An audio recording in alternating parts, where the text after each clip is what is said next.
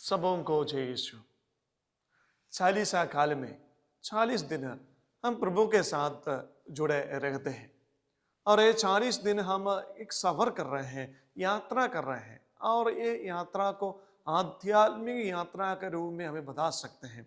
40 दिन प्रभु के साथ हम आध्यात्मिक यात्रा कर रहे हैं और इस आध्यात्मिक यात्रा में कुछ न कुछ चीज़ों को हमारे जीवन में जरूर होना है। जैसे कि हम सफ़र करते हैं उस समय कुछ न कुछ चीज़ों को खाना या कुछ कुछ चीज़ों को प्रबंध करते हुए हम यात्रा करते हैं, उसी प्रकार हमारे जीवन में भी इस आध्यात्मिक यात्रा में 40 दिन में प्रभु के साथ जुड़े रहने के लिए हम भी कुछ न कुछ चीज़ों को हमारे साथ शामिल करना जरूरी है। वो जो चीज़ है प्रार्थना, उपवास और पश्चाताप। ये तीनों चालीसा काल में प्रभु के साथ यात्रा करने के लिए, सफर करने के लिए, आध्यात्मिक यात्रा करने के लिए हमें जरूर चाहिए। तो प्रिय भाई और बहनों, हम एक साथ इस सफर में अभी पूरी तरह से पहुंचने वाला है। अभी चालीसा काल की एकदम पास में हम पहुंच चुके हैं। तो इस यात्रा में हमारे जीवन में जो चीज़ों को हम लेके आए हैं, चालीसा काल में शुरुआत से हम जो पश्चाताप या कुछ प्रायश्चित या कुछ उपवास या कुछ प्रार्थना में हम शामिल हो रहे थे, तो हम याद रखेंगे कितना हम इस यात्रा में, इस सफर में कितना हम आग्रह के साथ हम शामिल हो रहे थे। और साथ ही साथ प्रिय भाई और बहनों, इस 40 दिन में अंत में हमारा सफर या हमारी यात्रा जहाँ पहुँचना है, वहाँ पहुँचने के समय हमें महसूस हो जाएंगे कि इस सफर में हम प्रभु की दया को, प्रभु की प्रेम को और प्रभु की करुणा को हमारे इस यात्रा में सदा प्रकट हो जाते हैं। तो हम इस समय में, विशेषकर आज के इस समय में हम मनोचिंतन करेंगे। इस सफर में अंत में हम सभी लोग महसूस करने जा रहे हैं प्रभु की करुणा को, प्रभु की दया को। प्रभु दयालु है, प्रभु करुणामय है। रोज हम वही महसूस करते हैं कि हमारे ईश्वर दयालु है, करुणामय है, हमारे ऊपर सदा करुणा बरसाने के लिए, दया दिखाने के लिए आग्रह करते हैं।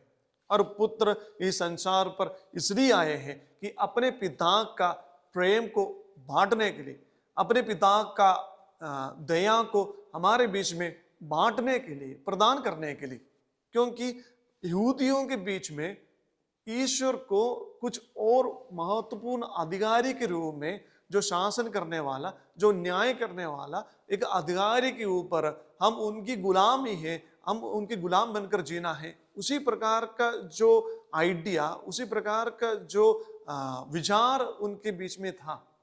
और इसलिए उन लोग कभी ईश्वर का नाम नहीं लेते थे। ईश्वर के नाम लेने में वो एक पापी के रूप में माना जाता है। ईश्वर के नाम लेने से वो एक कठोर पापी के रूप में माना जाता है और उसको पत्थर से डालकर मार डालते थे।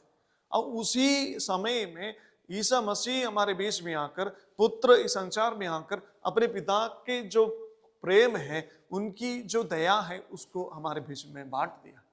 तो इसलिए ईसा मसीह ने हमसे बताते हैं, जिस प्रकार मैं मेरे पिता को अब्बा कहकर पुकारते हैं, उसी प्रकार तुम लोग भी अपने ईश्वर को अब्बा कहकर पुकार सकेंगे। तो जब ईसा मसीह आए, तब से ईश्वर के बारे में हमें पूरी तरह से बताते हैं कि हमारे ईश्वर दयालु है, प्रेममय है और हमें ज्ञान प्रदान कर रहे हैं। हमारे ईश्वर ना केवल न्याय दिलाने वाला, ना केवल शासन करने वाला है, बल्कि हमारे ईश्वर हमारे जीवन में दया, करुणा, प्रेम सदा बरसाने वाला एक ईश्वर है। तो प्रिय भाई और बहनों,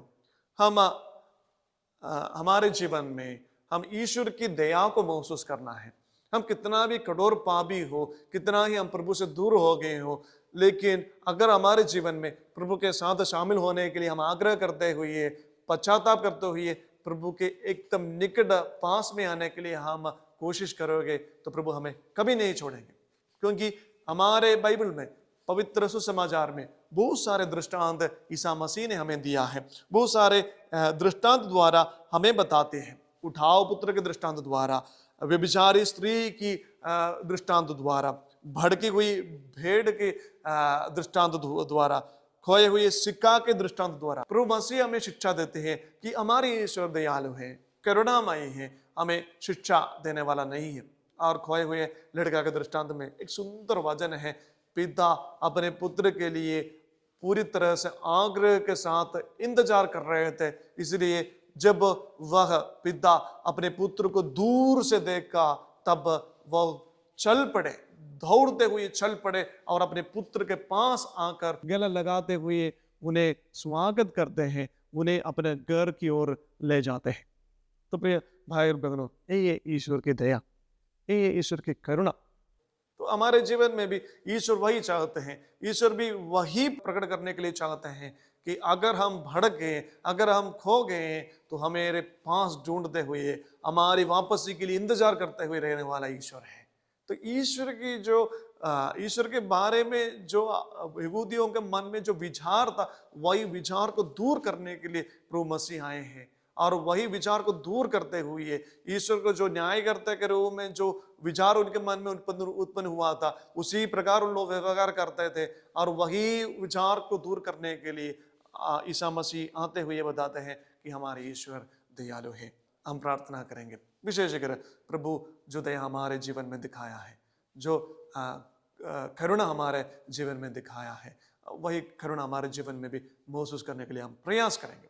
इस 40 काल में विशेषकर प्रभु की दया हमारे जीवन में भी प्रकट होने के लिए हम पश्चाताप करेंगे, हम प्रार्थना में प्रभु के साथ जुड़े रहेंगे और दूसरों को भी क्षमा देंगे। अगर ईश्वर हमारे पापों को क्षमा देना है तो हम दूसरों को भी पापों को क्षमा देना है। लूकास का सुसमाचार अध्याय 6 पद संख्या 36 में हम देखते हैं, जैसे तुम्हारा पिता दयालु है वैसे ही तुम भी दयालु बनो। ईश्वर हमें क्षमा देते हैं, तो अगर ईश्वर हमें क्षमा देते हैं, अगर हमारे पापों को प्रभु क्षमा देते हुए अपने दया को हमारे बीच में प्रभु ने प्रकट करते हैं, तो हम भी एक दूसरों को दया दिखाना है और क्षमा देना है। तो आइए हम प्रार्थना करेंगे, विशेषकर इस 40 काल में प्रभु की दया को हम महसूस करेंगे। इतना दयालु है हमारे ईश्वर। तो आइए हम इस सवर में प्रभु की दया को पूरी तरह से महसूस करने के लिए हम कोशिश करेंगे और प्रार्थना भी करेंगे और दूसरों को भी हम दया दिखाएंगे। पिता, पुत्र और पवित्र आत्मा के नाम पर